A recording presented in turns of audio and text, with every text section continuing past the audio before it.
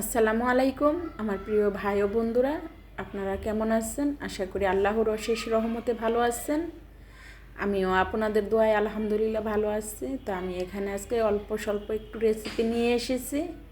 প্রথমত আমি একটু আলু কুচি করে নিয়ে ধুয়ে আমি এখানে দিয়ে দিলাম হলুদ, মরিচ, পেঁয়াজ কুচি, স্বাদ মতো লবণ দিয়ে আমি একটু মাখিয়ে নিব। মাখিয়ে আমি পাশের চুলাতে আমি গরম তেল বসিয়ে দিয়েছি, তেল বসিয়ে দিয়েছি। তেলটা আমার গরম হয়ে গেছে। আমি এখন আলু কুচিগুলো ঢেলে দেব, দিয়ে আমি অল্প আঁচে নেড়ে চেড়ে ভেজে নেব।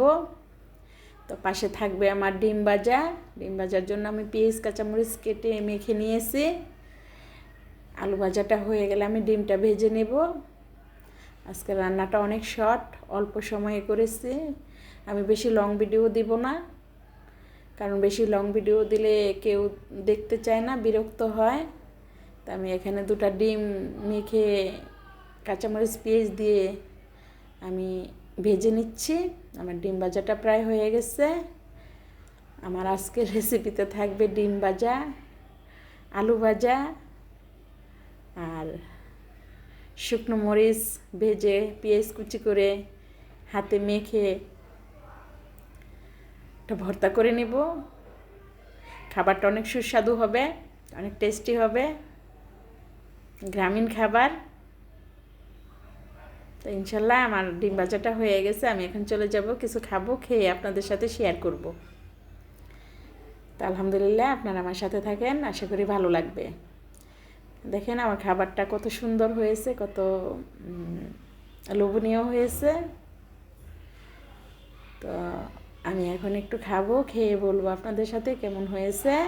এটা আলু ভাজা আর সাথে পেঁয়াজ শুকনো মরিচ মেখে একটা ভর্তা করেছি, সাথে আছে লোভনীয় ডিম ভাজা।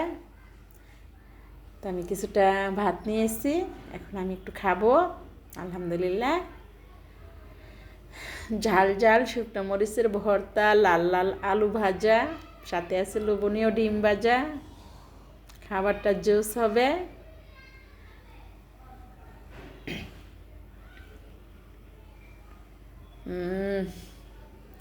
না খেয়ে জিভে জল এসে পড়েছে। কার কার জিভে পানি আসছে জানি না, তবে আমার কাছে খুব ভালো লাগতেছে।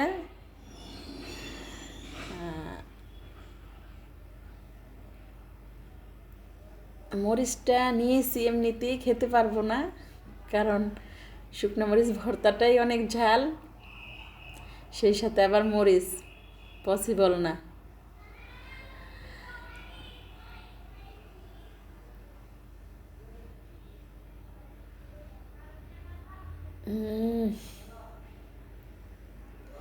যা হয়েছে, বিসমিল্লাহ,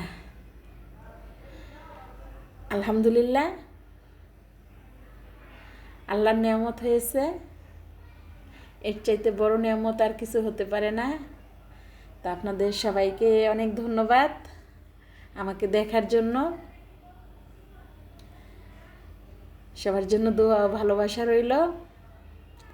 সবাই আমার জন্য দোয়া করবেন।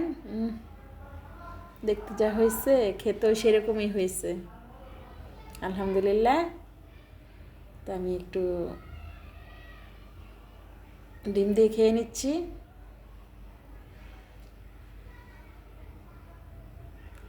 রেসিপিটা অনেক সহজ, অনেক শর্ট সময়ে করেছি, তবে খেতে অনেক ভালো লাগছে। তো ভিডিওটা আমি আর বেশি বড় করব না।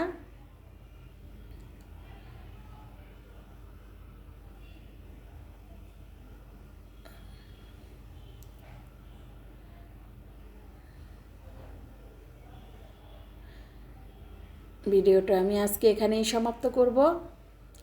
আপনারা সবাই সুন্দর থাকবেন, সুস্থ থাকবেন, নিজের প্রতি খেয়াল রাখবেন, সেই সাথে আমার জন্য দোয়া করবেন।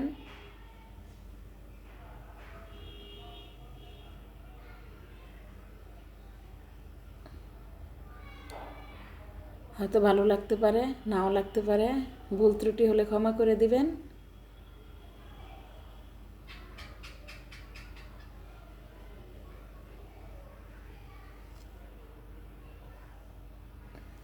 আল্লাহ হাফেজ।